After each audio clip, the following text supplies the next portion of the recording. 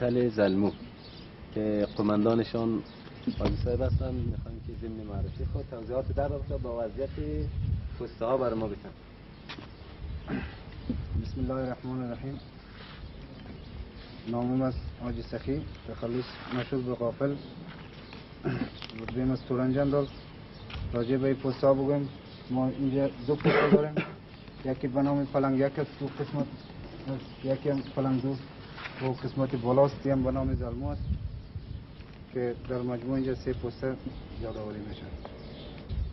مردم ما کلگی مطمئن و در این راجع خبر هم دارن، کلگی یقینا برشان ثابت هم شده که پیروزی ما از این پسته ها بوده و فعالیتی که ما شروع کردیم از این پسته ها آغاز کردیم و به اصطلاح که ما تعرض خود شروع کردیم همون از این خدا برشان مطمئن نموتر سریع برشان گفته میتونم که تا آخرین قطره خون ما این پسته ها را حفظ میکنیم و نگاه میکنیم و این سنگرهای ما بزرگترین سنگرهای است که از اینجا منشه فیروزی ما از اینجا به دست آمده.